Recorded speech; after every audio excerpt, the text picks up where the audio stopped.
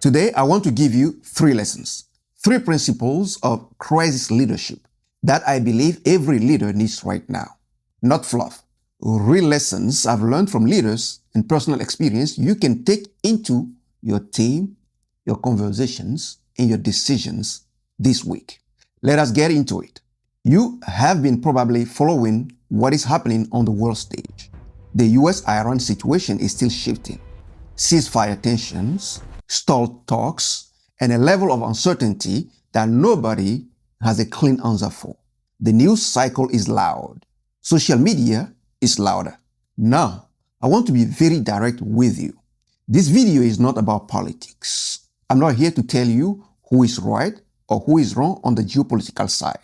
That is not my lane. Maybe not yours either in your context. But here is what I believe we should focus on: the leadership response to uncertainty. Because right now, there are leaders at every level, in boardrooms, in classrooms, in homes, on teams, who have been tested, and most of them have not been trained for this. The test is not the crisis itself. The test is you in the crisis. That is what we are talking about today. There is a saying that pressure builds character. I actually want to challenge that. I think pressure reveals character.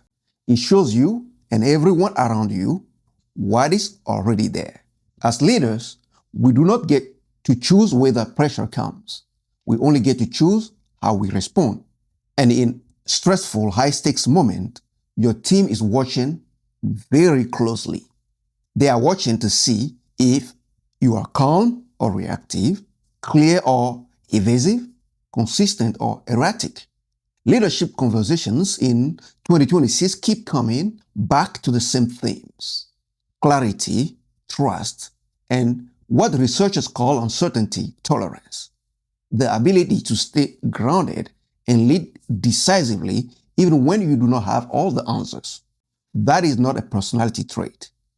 That is an identity. It is who you are deciding to be repeatedly under pressure. Identity forms leaders, and leaders shape outcomes. So, here are 3 lessons. Let us walk through them. Lesson number 1: clarity reduces fear. When there is uncertainty in the air, fear fills the gaps that information leaves empty. And most leaders, well-meaning leaders, make the mistake of going quiet when they do not have all the answers. They think silence protects. It does not. Silence amplifies. The leadership move is not to have all the answers.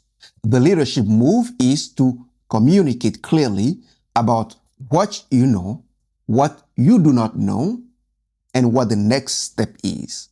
That framework alone, know, do not know, next step, can calm a room. Speed and clarity matter more than silence every time. Let me tell you a story. Some of you may not know this about me, but for the past 4 to 5 years, I have been a Sunday school teacher, 4 and 5 years old. It is one of the most grounding things I do. One Sunday, we had one of the busiest mornings I can remember. Far more families than usual. The room was packed. It was loud. It was full of energy. And for some of the kids who came regularly, it was clearly overwhelming. This was not what they were used to. I noticed one of the boys, this absolutely sweet, sharp, brilliant little guy, struggling during craft time. He was not crying. He was not acting out. Just quiet, disconnected, and he was not saying anything. So I walked over and sat with him, and I said, "You must have a question." He looked at me for a couple of seconds. Then he said, "Mr. Edem, what are we supposed to do?"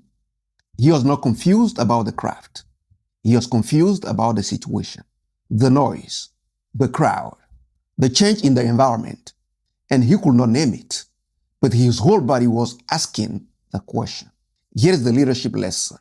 In uncertain times, your people may not always express their confusion. They may not come to you and say, "I'm lost right now." But internally, they are asking the exact same question that the little boy asked me. What are we supposed to do? Your job as a leader, your most important job right now, is to answer that question, even partially. Even when you do not have the full picture, tell them what you know. Acknowledge what you do not know. Give them the next steps. That is clarity, and clarity reduces fear. If you are finding yourself in this season, a season of uncertainty or crisis, where you are leading through fog and you are not fully sure who you are in the middle of it, the leader identity audit was built for exactly that moment. It helps you to get clear on your direction, uncovers what is quietly holding you back, and gives you a practical path forward in under 10 minutes. The link is in the description. Now, lesson number 2. Calm creates stability. Here is something that does not get said enough. A leader's emotional tone is contagious. When you are anxious, your team is anxious. When you are erratic, your team is scattered. When you are steady, even if you do not have all the answers, your team can think clearly and act wisely. Calm is not passivity. Calm is not pretending everything is fine. Calm is the disciplined decision to not let your emotional state become your team's emergency. That is one of the fastest ways to build trust during uncertain moments. Believe me, most people don't need speeches at such times. What they need is your regulated and grounded presence. If you look at history, the strongest leaders under pressure were usually the calmest and most consistent. In business, leaders like Arne Sorensen at Marriott and Jamie Dimon at JP Morgan became known for steady communication and consistency during uncertainty. When COVID hit, Sorensen did not hide. He recorded a video for his employees. Honest, direct, visibly moved, but composed. He said what was true. He modeled what calm leadership under pressure looks like. People did not forget that. In politics, leaders like John F. Kennedy during the Cuban Missile Crisis and Abraham Lincoln in the Civil War era showed that calm, disciplined leadership can help shape outcomes in the middle of a crisis. What made them effective was not perfection, it was composure. They did not let pressure turn them reactive. They stayed consistent, thoughtful, and grounded. And that is a leadership lesson we still need today. When pressure rises, people follow the leader who brings clarity, steadiness, and trust. That steadiness does not come from circumstance. It comes from identity. It comes from knowing who you are before the pressure tests you. Lesson number 3. Consistency builds credibility. The third lesson is one that separates leaders people respect from leaders people merely tolerate. Trust is not built by strong speeches. Trust is not built in the moment when everything is going well. Trust is built in the accumulation of small, consistent, and remarkable moments where your words, your tone, and your action match each other over time. Think about the leaders you trust most in your own life.